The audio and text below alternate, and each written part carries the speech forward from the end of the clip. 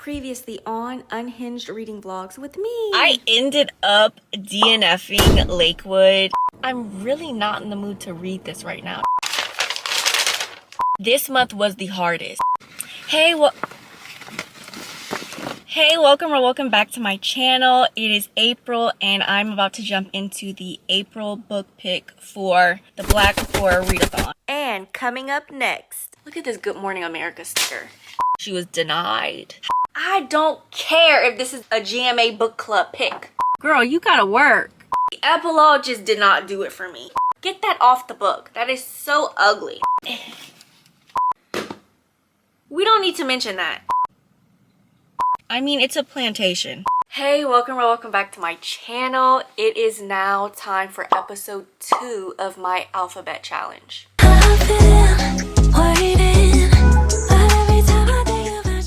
If you have not seen episode 1, I will figure out a way to link it in the description box below. I've never done it before. I'm a smart person. I can figure it out. Episode 2, we're going to be focusing on the next 5 letters, which are F, G, H, I, J. 5 more letters. Letter F is going to be 4 Eads and a Funeral. This is a co-authored book by Farida and Adiba. Now, Farida is the same author that wrote Ace of Spades, which I have read. I don't think it's a sequel or anything, but she does have another book that she published, I guess, 2 years ago now, called Where Sleeping Girls Lie. I have not read it yet, but I do own it. I heard it's a little boring, so I've been putting it off, but I'm still planning on reading it. And I have read almost every book by Adiba, with the exception of one. I read The Henna Wars, Hani and Ishu's Guide to Fake Dating, A Million to One. I had the Do's and Donuts of Love, but I returned it because I just didn't want to read it at the time. I have already started this. I'm on page 42. I read 5 chapters this morning, technically 4 because I'm on 5. I'm enjoying it so far. This is a love story between 2 friends, well, kind of ex-friends. I think this is gonna be like a best friends to strangers to lovers type of thing. So we have Saeed, and I forgot where he's living right now, but he's from Vermont, but he's going to school in a different like state, maybe Virginia. Yeah, I think it's Virginia. And it starts off, he is at school, his sister Sophia, I think I've been saying Sophia in my head, comes to pick him up because his hometown librarian has just passed away and he was very close to her. However, we also find out that he's kind of anxious to get back home because his ex-best friend, I guess, Tiwa, is obviously going to be there because she still lives in their hometown in Vermont. And they were both, you know, very close to it wasn't Barbara, Miss Barnes. They were both close to Miss Barnes, so he's kind of, you know, anxious to get there. And I have a feeling they're gonna need to work out a bunch of different things before, you know, they get back to where they were, because there was some miscommunication going on. So Miss Barnes is someone who played a huge role in Saeed going elsewhere for school. Now, they're both juniors in high school, so this isn't like a college thing. She ended up writing some kind of recommendation letter for him, and he went. Tiwa was, you know, very upset about that, but I think he was under the impression, even though I'm leaving and that's sad and we're not going to be seeing each other physically, we're still going to communicate and, you know, keep in touch. But they didn't. So on his part, it's kind of like he's mad because like she didn't reach out, we didn't stay in touch. And also to her, it feels like same thing. He doesn't miss us, like her and, you know, everyone that's living there in their town, because he never communicated. So again, there's going to be a lot that needs to be fixed beforehand, and I'm only 42 pages in. Now, what Tiwa doesn't know is that he is there for the summer. But the summer, it's not kicking off great, because the whole reason why he's there right now, he's actually missing the last week of school, is because Ms. Barnes has passed. So he's there for the funeral. While at the funeral, they're driving to the wake, which is at some kind of community center, and they see that the mosque, let me make sure it's the mosque. No, it's the Islamic Center. I don't know why I thought it was a mosque. But the Islamic Center catches on fire. That's apparently where Tiwa spends a bunch of her time. After that Islamic Center catches fire, they find out that the mayor was planning on demolishing the center, like, period. Like, there's no really repairing that. But they're gonna work together. He's gonna help her try and convince the mayor to, you know, keep it. and it looks like he has some kind of art paper or art project. Oh, it's a project that he needs to submit for art school. Oh, yeah. He wants to go to art school for college. His parents don't know that. I do remember reading that. Hey, happy Mardi Gras. It's Tuesday, Fat Tuesday. It is March 4th. I took off from work. I did finish 4 Eids and a funeral. I did finish the book last night. I finished around 11:44 p.m. I would give this anywhere between a 4 and a 5 star, not a 5. But I've been able to sit with it for a little bit, and I think I'm gonna settle for a 4 star. When I got to around the halfway mark, I started thinking, like, I was enjoying it, but I was like, oh my gosh, this isn't really like a romance. And then I remembered, as far as like on the book goes, it tells you specifically that this is a love story, which is different than a romance. The reason why I realized is they weren't really like dating, they weren't really holding hands, like we weren't really getting anything that tells us that they're into each other. The only reason I knew that they were probably into each other is because, I mean, I knew it would have a romance, but it's not a romance. You feel me? It really is a love story. It's two ex-best friends who are back in the same town. They're kind of reconnecting almost. Not almost, that's what they're doing. What did catch me off guard, because I didn't really think too much into it, the reason as to why they weren't friends, like what went wrong. We're told and we find out what it is. It's the conflict. And I was like, so thrown off because it wasn't something that I thought about. Now here's the thing, I was loving this book. I almost was like, I might end up giving this something higher, you know, for my specific rating, something like a 5 star, and I haven't given anything a 5 star yet, or a 4.75 until I get to, I want to say I had maybe 80 pages left. And if you know me, I've said this multiple times, I do not like my conflicts put at like the 85 to 90% mark. For me, that is too late, and the book already is not that long. Putting it towards the end of a book, no matter how long it is, you're not giving the conflict enough time to take its time almost. You're gonna wrap it up too quick. And the pacing was great until I get to about, you know, I have 80 pages left, and all of a sudden we had a conflict and we had a couple of different things that happened, and it just went so fast and wrapped up so quickly. I haven't really heard too many people talk about it, but I have seen that there are some people who didn't enjoy it as much. So I'm curious. I think I'm gonna go back on Storygraph and see what people were saying. Hey you guys, I have gotten to letter G, which is Good as Gold. This is a physical book that I own. This is by Candace Buford. I've had this book for probably a year, and I have already started it, I forgot how many days ago, but I stopped on chapter 5. Page 53, just because I was reading other books. This is already so good. I've never seen Outer Banks, but I've heard that this is similar to Outer Banks. I think Outer Banks is about like treasure hunting. I don't know. So we have a girl in here. What's her name? Oh, I believe her name is Casey. Y'all, my name is Casey too. It's not spelled like this. Her starts with a C. In this, I'm assuming it's a small town. She is part of the community that people call like the charmies. People that were born with like a silver or gold spoon in their mouth. I forgot how the saying goes. The other side is called like downstreamers, I believe, and those are the ones like the help. They're working for what they have because they don't come from anything. She finds herself on that side now. She's also literally living on that side because her dad's business, company, whatever, went bankrupt. They don't have nothing, you know? So she still has her group of friends, the charmies, but she's having to work. So it's not like she's living that same life that she was living. And she's working at this country club. And the scene that I just read, she actually had to wait on her friends. She's a part of this prom committee or something, like they're planning prom and stuff. And it was interesting because although she was working, she was sitting down talking. Someone else had come up to talk to her and her friends. But what was interesting is at some point she has to get back to work. Girl, you gotta work. You're not there to just sit around. So that was very interesting to see how her friends kind of treated her, because the friends are making it seem like nothing's changed just because you're now living somewhere else and you're now having to work.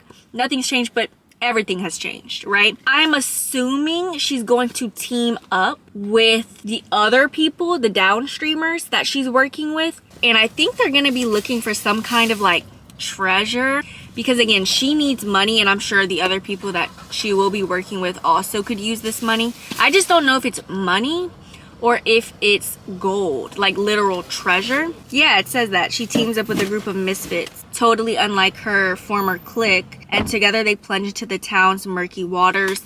We see the cover, very beautiful cover. They devise a plan to find the elusive treasure and fund their futures. But what they find is much more complicated than just a pile of gold. When I tell you, the prologue started off so good. It was very intense. Chapter 1, Chapter 2, Chapter 3, Chapter 4, and I'm on 5. I'm already enjoying my time. What do y'all think about that new time? The only thing that's making me mad is it's 6:36 right now, but technically it would be 5:36.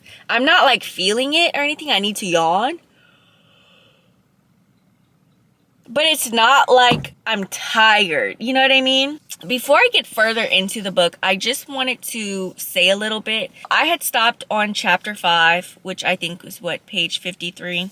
And yesterday my goal was to read till page 100. Just page 100, which I did. I didn't even finish the chapter. The next chapter is only on page 104, but I wanted to read till 100, and I did. I'm on page 100, and we finally got to them talking about the treasure. And it is actual treasure. Title makes so much sense, I'm not gonna elaborate. We're getting close to them actively trying to find this treasure. And it is who I thought it was, the Misfits. It's Casey, our main character. It's a boy named Tanner, who I'm assuming there's going to be a little romance there. It's a girl named B. I want to say her name is Barbara. Or is it Barbie? Because they called her Barbie and she doesn't like the name Barbie. But I think it's because it's short for Barbara. But they call her B. And then there's a guy named Squid. I believe Squid is the only white guy. I think where I'm at, they're sitting down right now talking about it. But they haven't said yet, let's try and find it. I'm hoping that it doesn't go too fast. I know y'all are tired of me talking about me giving books a range instead of a specific rating. If I'm confused about the rating, that's what I'll do. But I know the rating for this one. I'm giving it a 4.25. It was good. I think technically I should be giving this a 4-star. The book itself was just so readable. You know, I was reading it so quickly. That's why I want to give it that 0.25. But as far as like the plot goes, I would give it a 4. I was worried that I wasn't going to understand the why and the what and literally like why they were hunting for this treasure, just because it sounded complicated, but everything came together in the end. As for the treasure hunt, I thought it was a bit The first 70% was, you know, had some good pacing. I was really into it. And then once we start getting closer and closer to the end and then, you know, getting closer to that treasure, I feel like it started speeding up and it was going too fast and I wasn't really able to digest everything. The epilogue just did not do it for me. Before we get to the epilogue, it finished so well. I don't understand why we can't just end books like that. You know, like the scene just ends and we're done. But it's like she wanted to add that epilogue and add that ribbon and tie it with a bow. It was giving those Wattpad books that I used to read where in the romance books, we would have a pretty good romance and then the epilogue would be 10 years into the future. And then they have like 5 kids. It's like, it's too far. Mind you, it doesn't even go that far into the future in the epilogue. It only goes a year later. And it was just too much. It was too much going on in the epilogue for me. Like just trying to wrap up everything very clean. I just don't think this kind of book needed that. Also, what is the obsession with authors and Muskrat? I'm not even gonna name him. I'm gonna just say Muskrat. Because a Tesla is mentioned in here. We don't need to mention that. Letter H is for honeysuckle and bone. Now, I don't know what videos I've posted. I don't know what I've kept in the videos. But if I did speak about letter H in one of my videos, you're probably like, girl, that's not the book you said. I said Harlem Rhapsody. The thing is, that was never my first choice. This was always my first choice, but because this is a new release, I didn't know if my library was gonna get it in time. And sometimes when they do get it, it's on hold for forever because they're waiting to get it. So I'm like, well, I have Harlem Rhapsody, so I'll be able to use that if I have to. But I was able to get Honeysuckle and Bone, and I have already started it. I'm not quite at the halfway mark. I'm probably at about 40% of the way through. I'm on page 120, 121 in chapter 12. Now, I do have the audiobook. I finally got it. I had to put it on hold that I'll be listening to today. I'm curious how it's going to go because this book does have text messages. I don't really like how that reads like in my ear. So this is about Karina. Karina has gone to Jamaica to be a live-in nanny for a powerful and well-known, I think it's a black family that lives in Jamaica. And I believe they're in politics. I know, so it's the Halls, Mr. Hall and Mrs. Hall. And I know that Mr. Hall is running for something. I don't remember what it is, governor, mayor, probably mayor. Girl, I don't know. But he's running for something. Where they live and where Karina is now staying, the house is really weird. And it's been doing weird things to her. She's been experiencing weird and not so nice things, like very scary things. While living here, she's not the only person that's working here around her age. They have other people. Most notably, the only one that I kind of only remember is Aaron. And Aaron is the more important character. So, well, let me see if I remember. There's Aaron, Aura, Jasmine, something with a J. I want to say it's Jasmine. And there's another guy. So I think it's 4 people total. I think it's 4 people total. The more important character is Aaron. There's like an instant attraction with him on both sides, on both parts. Anyway, she ends up getting his help, okay? Because he ends up telling her a story about a duppy. I think that's a ghost. That's what I understood. Now, Aaron tells a story that involves the Halls and their ancestors, or one of their ancestors. I want to say it's the husbands. That has to do with the house and the nanny. The nanny, the house. Well, yeah, the house, the nanny at the time, and someone else. I think like an ancestor of Dr. Hall, of Mr. Hall. So there's that. But then Karina is not who she says she is. The other thing that could be happening that Karina thinks is happening is the whole reason while she's there and she left her past. Something happened and she left and now she's in Jamaica and she thinks that her past is now haunting her. As of right now, I don't really know what's going on. I do like the atmosphere, like the setting. It is very eerie. Definitely like the cover of it. I'm definitely getting that vibe as I read. And I think, because I keep seeing Aisha Curry's name at the top. Does she have a publishing thing? I'm assuming Aisha Curry is like Steph Curry's Aisha Curry. Like the one who has a cooking show. I don't know if she still has a cooking show. I just don't know what to expect. Because is it going to be so easy as one of the 2 things that I mentioned, either Aaron's story or the stuff that went on in Karina's past? I don't think so. I feel like there's going to be some kind of twist, but I am enjoying it. Now, I will say what I might be enjoying a little more is the smidge of romance that's in here. I'm a romance girly at heart, and I've said this before. I would actually take a subplot of romance versus an actual like romance book that has a subplot of something else, like maybe a subplot of mystery or some kind of thriller or thrilling aspect, I don't know, or horror. I feel like there's less opportunity to be disappointed. I can't tell you how many times I've been so disappointed, you know, when it's a full-on romance, whereas I'm almost never disappointed whenever there's just a smidge of romance going on. We get it so quickly because there's that instant attraction between Aaron and Karina, and I'm here for it. Now it's time to go inside. And I changed my bag. So this is now my bag right now. It's a crossbody. I'm not wearing it as one. It's already full. There's no room for anything. I have poop spray, eyeglass spray, wallet. It don't even snap. You gonna have to snap today. For my snacks at work, I had to pack an actual lunchbox, even though there's nothing cold in there. Okay, let's go. Okay, I'll see y'all this afternoon. Bye. Oh, y'all. Oh my gosh, I'm not gonna have time to read. I just started filming another video. This is the book that's in there. We'll see if it gets posted.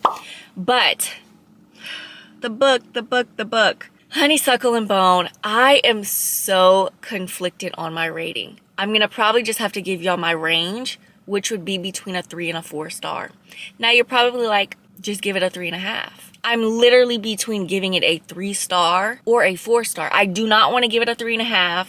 I don't want to give it a 3.25, and I don't want to give it a 3.75, even though that's probably what I'm gonna end up giving it. But for right now, 3 to 4 star. I don't know how to feel. I think I want to give it a higher rating because of how it wraps up and how things are revealed, and I was content with that.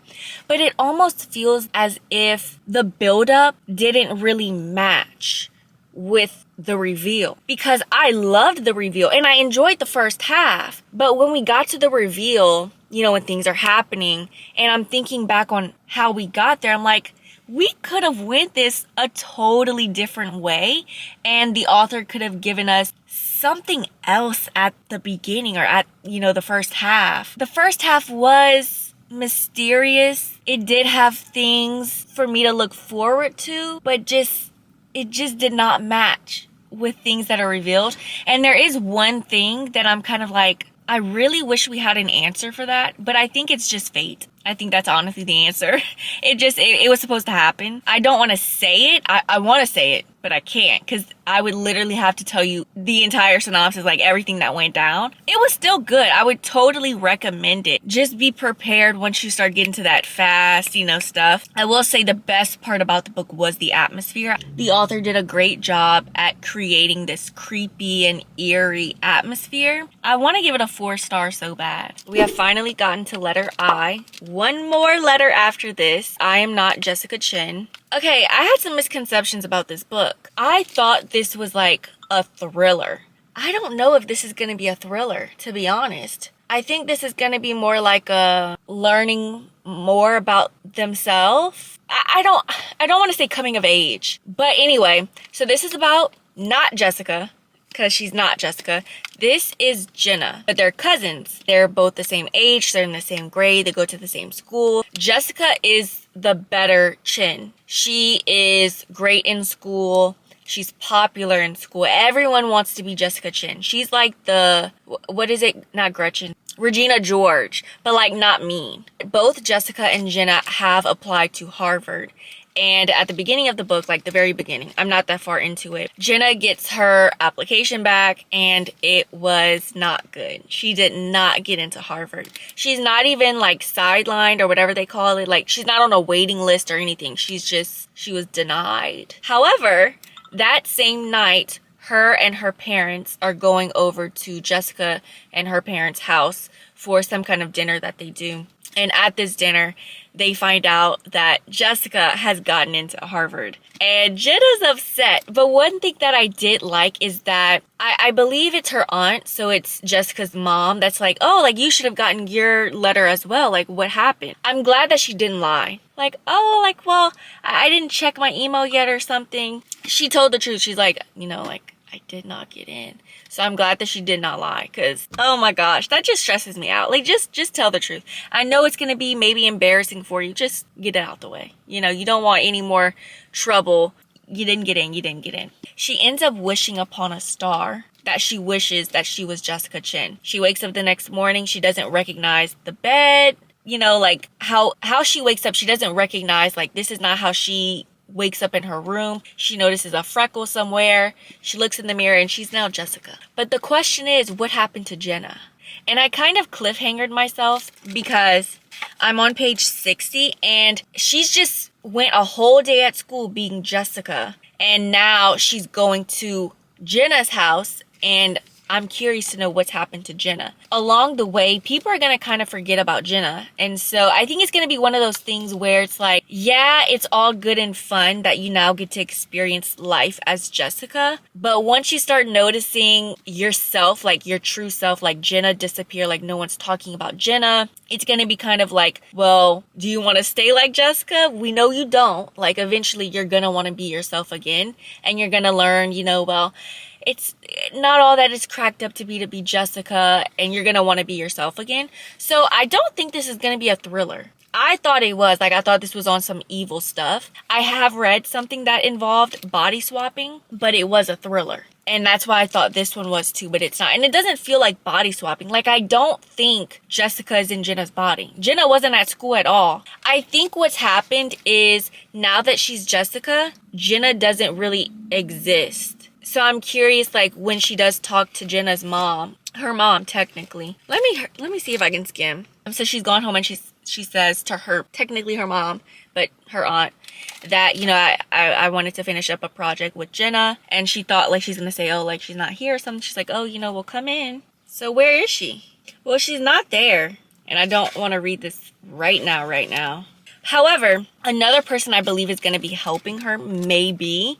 There's a guy in both of their lives, both Jessica and Jenna's. Jenna likes, mind you, Jenna is our real main character, right? Jenna likes, what's his name? It's not Ethan. Oh, golden boy, Aaron Kai. Like her childhood crush or something. I forgot why she stopped liking him. Oh, she's early today. Hopefully she can't see me in here because my glass is starting to fog up again. But anyway, it's 6:48. It's 6:44. I still have 4 minutes. What was I saying? Yeah, so Aaron. I don't remember what happened in their life that Jenna stopped liking Aaron. I think she said why, but I do not remember at all. I think what's going to happen, I feel like I've seen a movie that had something like this, but I don't remember what it was. But basically, or maybe I'm also thinking about the other body swap book that I read. Jenna likes Aaron, but she's going to be Jessica. So it's like, is he now going to be falling for Jessica, but like she's really Jenna? You know what I mean? So I think that's going to kind of happen. It's not that long. Oh, I think she can see.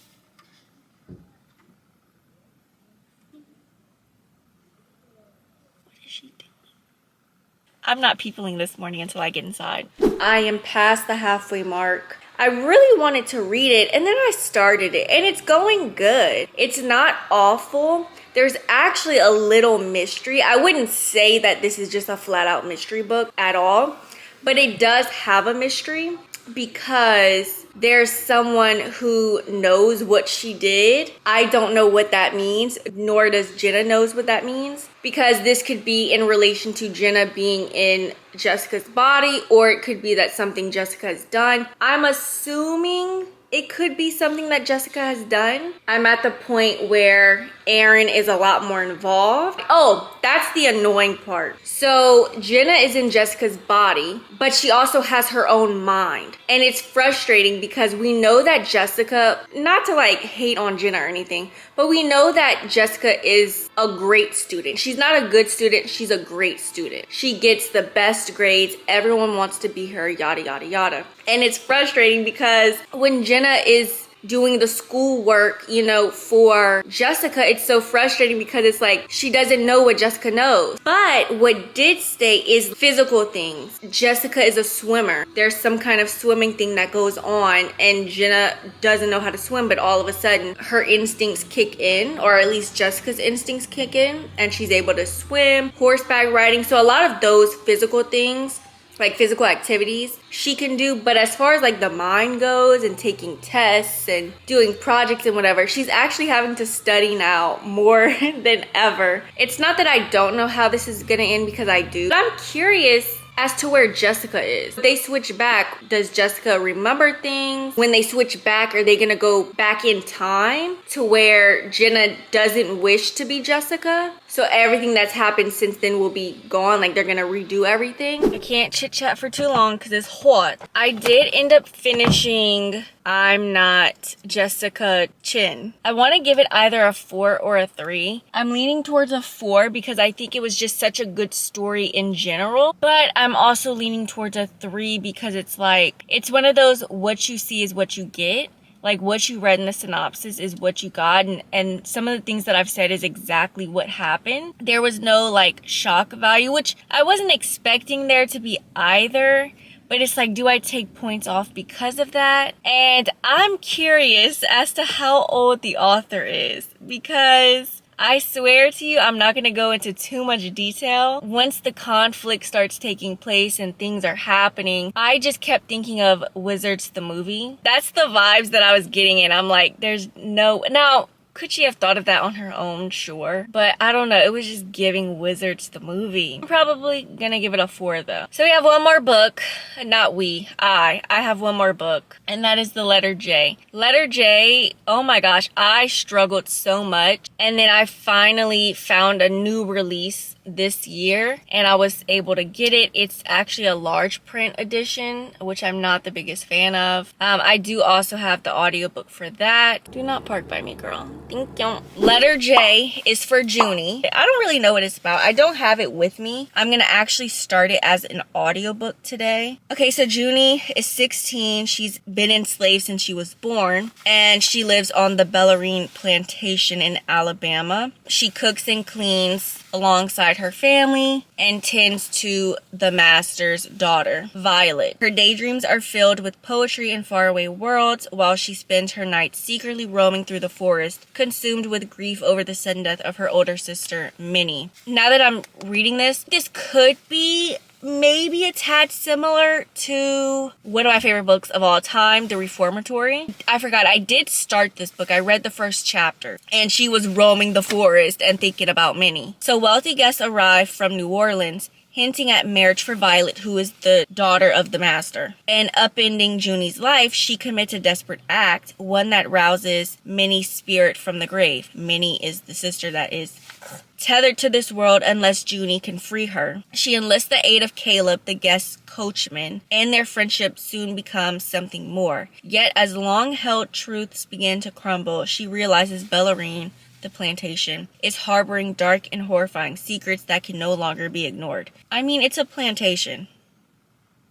With time ticking down, Junie begins to push against the harsh current that has controlled her entire life. As she grapples with an increasingly unfamiliar world in which she has little control, she is forced to ask herself, when we choose love and liberation, what must we leave behind? What's up? What's up? What's up? What's up? Ladies, what's up? So I did start the audiobook.